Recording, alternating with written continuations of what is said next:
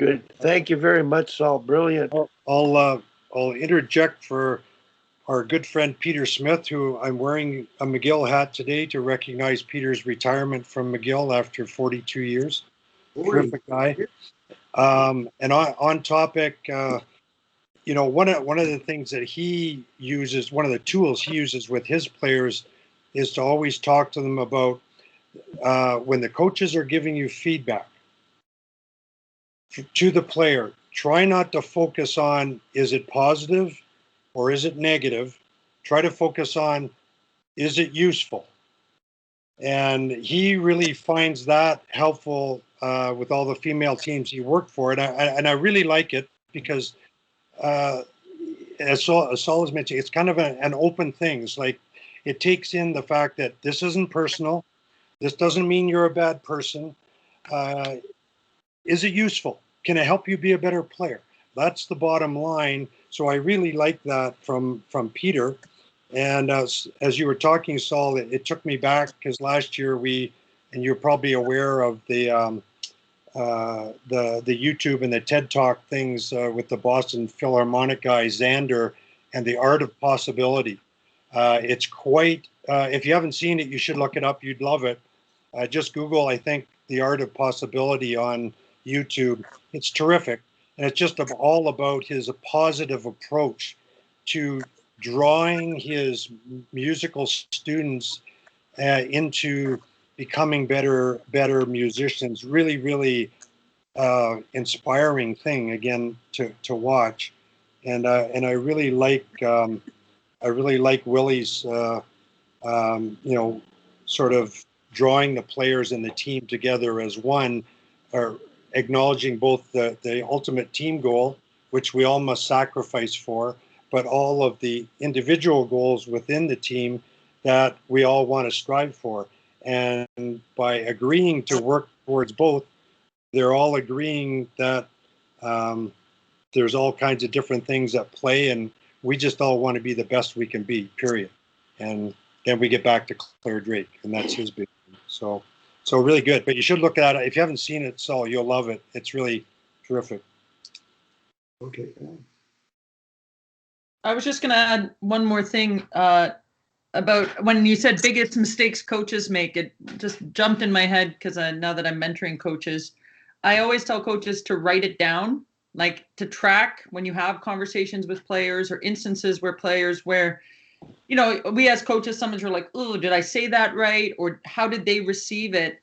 I encourage all the minor hockey coaches I work with, like I still use like little notebooks like this, like the 10 centers, because you can have a practice plan, but you need to have a notebook where you're tracking these things. Because I think when you're giving feedback or there's I call them like a sandpaper situation, it gets very emotional, and the way the player might feel about it might be, oh, Kim yelled at me 20 times. Well, no, Kim yelled at you once, and Kim wrote down when she yelled at you. And not that you would necessarily like fact check the players, but I found in instances when I've had those challenging situations, when I take out the notebook and I say, actually, we had this conversation on December 10th, and when we talked about it, it went this way. So I encourage the coaches, like it can be much bigger than that, parents acting in a certain way, or something that's a lot more visible to everyone else. But that's for the minor hockey coaches. I feel like often, little things become big things really quickly, and they can't pinpoint, well, I don't remember when that parent first emailed me or first yelled at me in the parking, so that it's not exciting. It doesn't have any like tag to it, but I do think I see a lot of minor hockey coaches, the emotion gets to them. I guess that goes with the excessive emotionality because they don't track these little instances. Both, I'm thinking more on you can use it with your husband too. Tell Billy you're welcome. But I do think it's useful, and I know from our association standpoint, we always encourage coaches, if you are sending an email or having these sandpaper moments, to save them all. Not because you're not necessarily it's going to be a lawsuit, but it does give you something to stand on in a conversation starter. So I think that's that's my, I'm no Saul Miller, but that's one of the things that I often share with all the minor hockey coaches how important it is to write it down, especially in those situations where you just don't sleep well because you're not sure whether you approached it the right way. And it's tough. Listen, I mean, you know, we respond sometimes emotionally when people do things. And sometimes we say things, I mean, that we're, you know, sorry for having said. So, yeah, that's just life. And yeah. Yeah. Go ahead, Wally. I just wanted to mention, Saul, years ago, there's a theory coaching program in Canada, and I was involved. I took those courses because I learned a lot from them. The best one I ever took was Theory 3, and of course you have to be credited with Theory 4 to be an Olympic coach. But in the Coach 2 program, when I worked with Dave King, we prepared a module that's been inserted into Coach 2, which I think might be the equivalent of Development 1 in Canada, which would be AAA double minor hockey, competitive hockey. And it was a record yourself, listen to yourself, and break down your feedback. And we provided a sheet. And to me, it should be a mandatory task in hockey for Development 1. And if you record yourself, and if you can video record yourself, because your body language and is important. And we used to break it down. I used to call it positive specific, positive general, negative specific, negative general. But I changed the negative to constructive, where you're providing instruction. And then a negative category would be, you know, the yelling, the body language, the connotation of how you come across. Once they do that, they see themselves. And it's good to take notes after, but this means do it one time, and it can be absolutely changing. So that task is something that I would recommend to the authorities who set up courses to mandate for competitive coaches moving forward to record themselves, break themselves down. And I've played with this mentoring coaches and done it with a AAA midget coach. He didn't need the exercise. He was 90% positive, 50% specific, 40%. But one of his assistants was a screamer and a yeller. And so together, we did the exercise, and he wore a mic on the ice and recorded himself at practice. And the assistant coach who was yelling, the staff actually said, "What are you doing? Why are you doing it?" And it had a really good effect on the staff and the yeller. Just the fact he did it. Why was he doing it? And about 1 month of excellent non-negative coaching, screaming and yelling. And then he started to go back, the assistant did, to his old ways. So I had the head coach just put the mic on. Don't even record yourself. Just put the mic on to heighten the awareness of what are you doing it for. And that worked in that specific situation. So I wonder if Daryl Sutter would record himself and break down his feedback, or any NHL coach. At what point would that be beneficial for them? Paulie, I think developmental coaching, it would be really interesting if the associations would videotape coaches, because a lot of times coaches don't realize in the emotion of the game how they're it's different in the dressing room, but how they are on the bench. I mean, I know I had a situation years ago with a soccer mom was very, very upset with the coach, yelling at the kids as much, and particularly her kid. And I said, videotape it. I mean, that was easy in soccer, you know, you're just on the sideline, because often people don't realize what they look like. So I think, recording people, I think if we did some role playing with coaches, part of a coaching development thing where, okay, I want you to imagine you're really upset. This player has done this. How would you talk to them? What would you say to them? I mean, get some role playing going. I mean, see if that's a useful tool. But that requires some structure. I think just having leagues videotaping coaches at times would give coaches some interesting feedback. Yeah. Go ahead, Bob. You've been waiting. Yeah, I wanted to ask Dr. Miller, when you talk about the accountability and the responsibility, when coaches are dealing with the younger athletes, where their biggest influences from home, or a big influences from home, they don't drive cars, they come late, they leave early because family commitments, they go on Christmas vacation because the family's going on Christmas vacation. How do you go about instilling, and you're going to have to start with the parents, I guess, this accountability and responsibility, because this is going to carry through into their later years. What's the approach? I think that you set some rules about being on time. I mean, the problem, as you mentioned, going away for the Christmas holidays and stuff like that, that's problematic because it's not the kid's decision, it's the parent's decision. But certainly, Bob, in terms of being on time,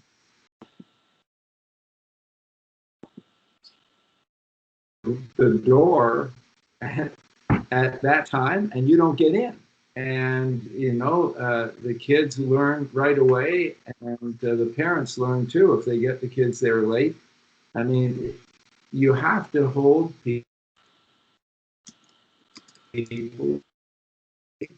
maybe when you're forgiving, and then another time that, you won't play tonight, you were late.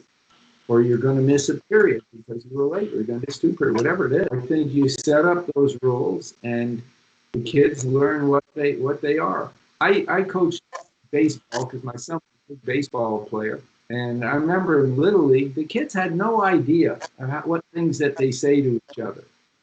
And, the kid would go up to bat and they'd say, "Hey, Joey, don't strike out." I said, wait a minute.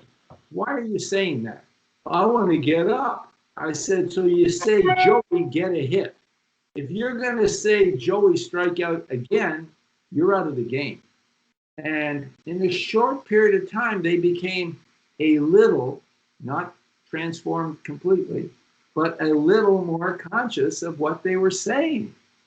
You have to, and if the kid would say it again, and you said to them, if you do it again, you're going to be out of the game, then you have to take them out of the game. And then they learn that what you're saying is so. But I mean, I think a big problem, Bob, is with parents. Right.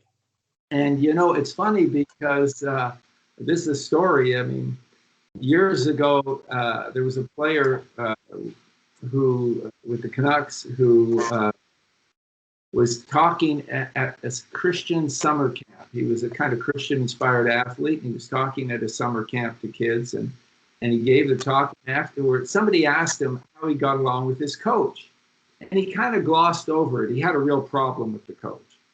And so this woman, a mom, came up to him afterwards, and she said, "I don't know you, but I think you have a real problem with that coach, and I think that you should pray for him." So he thought, "Oh my God, I can't stand the guy. The guy doesn't play. He won't." He said he had such a problem with the coach that he could not look at him. When the coach was in the dressing room, this is in the NHL, he'd have to look away. Coach didn't respect him at all. But he said, the woman said that, so he started to pray for him. And he said he prayed for him every day. He said a prayer. And by the end of the summer, when he came back for the next season, he didn't feel so bad about the coach. And actually, the coach continued to mistreat him a little bit. There were injuries happened, and he got to play. He ended up being a leading scorer in the NHL, this guy. So I used to work with this kids team in Kelowna, and the guy who fly me up to work with his Bantam kids, Josh Georges at the time was one of the kids on that team. He was a wonderful guy. And anyway, one day he called me up and he said, Saul, I got to quit coaching. I cannot stand some of the parents. There's this one parent, he is just so abusive. He thinks his kid is a future NHLer. He was coaching like Pee Wee or Bantam. And he said, he just negative, negative. I can't stand it. And I said, his name was Bob. I said, Bob, and I told him the story. I said, maybe you should pray for the kid, for the parent. He said, pray for that son of a gun. There's no way I pray for him. And unfortunately, he quit coaching. So sometimes you're dealing with parents who just they want their kid to have every opportunity, and yet they're not supporting the team's program, and they're unreasonable. I think you have to set some rules, and unfortunately, some of the kids will end up missing out a little bit because of the behavior of their family, but basically the kids will learn that in this context, there are certain rules that the team operates by. You have to be on time. You have to, we don't put each other down in the room, positive on the bench. These things are a thing. Yeah, I agree with you totally, Saul. But like, you have to have your association that's going to back you as well. You're trying to set these guidelines as to what you want to go by. And unfortunately, these behaviors are learned, and these kids, as they get a little older, it becomes a bigger challenge for coaches as they get into like elite competition. I mean, you try to. It's almost getting now where coaches are picking teams based on parents, on which parents they want to have and which parents they don't want to have. And it's not based on the ability of the kid. And unfortunately, the kids are learned behavior from their parents. I don't know. I think it's an issue that has to be addressed somehow. We have a playground behind us here, and how I see parents and kids interact, it's unbelievable. Kids leave their bicycles at the park. Parents come down and get them, take them home. This is where it starts, and where does it end? Bob, I just, sorry to interrupt, but I think for 3 years we've been talking about this, Saul. Yeah. And Hockey Canada is not stupid. They've created a code of conduct, but it's just sort of glossed over quickly. And not many people can deliver the standards of the behavior consistently so that the parents understand and the players understand. But the code of conduct, if you have the leadership qualities, works. Rick Puttick's an advocate of that. He can deliver it. The mission statement exercise that Kim has done makes them understand, why are they playing hockey? Why do you want your kid to play hockey? And you have to appreciate the life skills that go into being the best you can be. And that mission statement exercise, in my mind, will help reinforce the code of conduct you have to deliver on. Because coaches have to take the lead in terms of the ethics of what they do. And I think they can. So there's hope down the road, and we're spending time on that one. But we're sort of spinning the wheel and asking the same question for a number of years, and hopefully it'll be attended to sooner and later. There are a number of agencies working with sports governing bodies formally on this, and I'll be having a conference call with a sports law group that deals with the associations, like the leadership group in Canada, in all sports. And they're talking about this kind of thing amongst themselves, but they're not talking about it at the grassroots level. And what do you do at the grassroots where kids are starting? So I'm looking forward to that conference call on Monday. Go ahead, Saul. No, I'm just thinking what Bob said. I mean, sometimes you're going to get a coach who really is appropriate, and he or she is trying to get it organized. This is what we're going to do. If you're late, you're going to sit out or whatever. And the parents get very, very upset. They go to the association. They don't back the coach. That kind of thing is really bad. When you get a coach who is really trying to set some standards and some rules, and parents get upset that it's not fair, my kid didn't play, they were only in the association Yep. chastises the So coach. the mission statement exercise, when you do it with the parents and players, creates a values-based purpose of what they're doing, and it's reinforced all year. And those coaches recruit parents to get on that executive board in minor hockey, to run the board the right way for the right reason. And I think Kim has been working in Lee's side. They already have created a pretty positive culture, a value-based culture, which in the end will achieve amazing outcomes and amazing results. But it's the life skills leading to hockey skills, leading to success that this whole thing is all about. Now, Tim Taylor, you had your hand up. Yeah, so I coach a tier two in the younger levels, and so like Bob was saying, the kids don't drive to the rink, obviously. Um, what what I always like to get the parents to do is at least commit to letting the coaches know, if their kid's going to miss a practice or a game in advance. But and sometimes they don't, and sometimes I think we're a little unrealistic to think that if we just mention it one time that'll fix the issue. It's kind of like, little Johnny has a bad hockey habit and he does it in a game, and you'll hear a coach say, "Why are you doing that? We worked on that last week." And it's like, yeah, you worked on it last week. You're going to have to work on it between now and March too. So I think we, and this is a problem I have. I just have to be a little more persistent and more patient to get because you're talking about changing somebody's behavior, quite honestly. But the other thing I was going to mention, Wally, is our team for this coming year was just selected earlier in the week. I'm not going to be the head coach. I'll be an assistant, hopefully. And assuming that I am, we're going to see if we can get the coaches and the team to do a mission statement and see if we can get the season off on the right track.